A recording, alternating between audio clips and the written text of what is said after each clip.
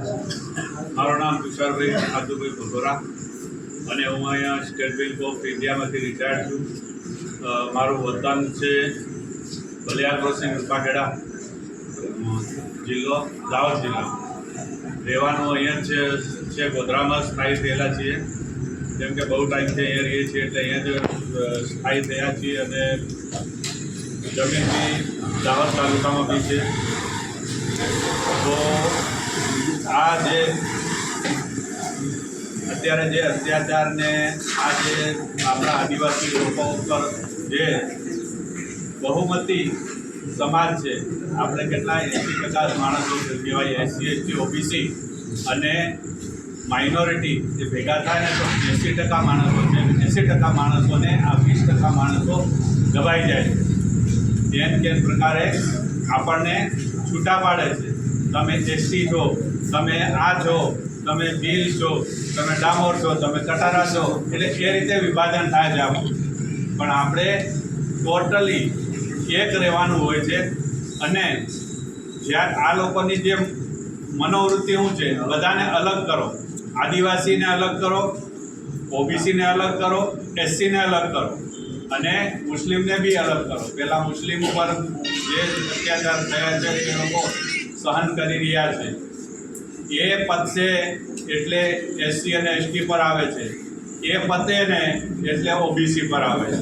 એટલે આ રીતે બધાને અલગ અલગ વર્ગોને આ રીતે સાફ કરવાના. આ પહેલેથી આ ષડયંત્ર છે.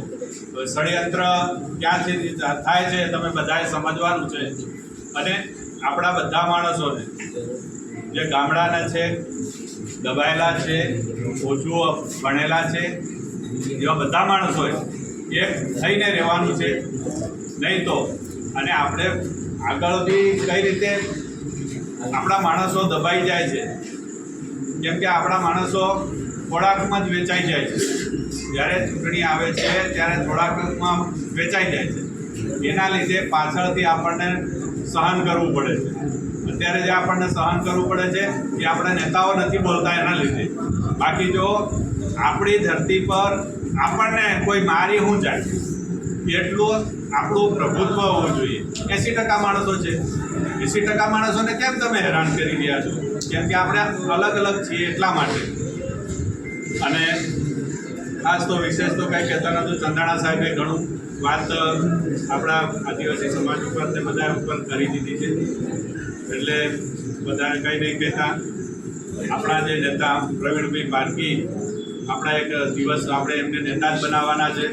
મારો એક પ્રપોઝલ છે કે એમને નેતા જ બનાવવાના છે. કેમ કે કંઈ બી થાય છે તો આપણા સમાજ માટે, આપણા લચડાયેલા માણસો માટે, કોઈ બી માણસ માટે, નિર્દોષ માણસને કોઈ બી માણસ મારી જાય અથવા તો હેરાન કરે છે ત્યારે પ્રવીણભાઈ પારકી ગમે ત્યાં કોઈ બી માણસની મદદે પહોંચી જાય છે. એવા માણસો આપણા નેતાઓ બનવા જોઈએ. એમ આપણે જે અત્યારે આપણે જે નેતાઓ બનાવ્યા છે એ કાગળિયા પર નેતાઓ છે. એ કોઈ દિવસ આપણી ખબર અંતર પૂછવા આવતા નથી. એકવાર વોટ લઈ લીધો પછી પાછા દેખાતા નથી. એ પક્ષને વફાદાર છે, આપણા સમાજને વફાદાર નથી. આપણા સમાજને વફાદાર હોય એવા નેતા ચૂંટવા જોઈએ. આપણે ગલતી આપણી એ થાય છે કે આપણે સમાજને વફાદાર હોય એવા નેતા આપણે નથી ચૂંટતા. એના લીધે આપણે આ સહન કરવું પડ્યું છે, સહન કરવું પડી રહે છે. માટે કંઈ બી નાનો મોટો વોટિંગનું કે આ તે હોય ત્યારે આપણા જે જાગૃત માણસોની સલાહ લઈને આપણે વોટ કરવાનો, નહીં કે આપણે એક અદવાડી દારૂ લઈને આપણે વેચાઈ જઈએ એવું કરવાનું નથી.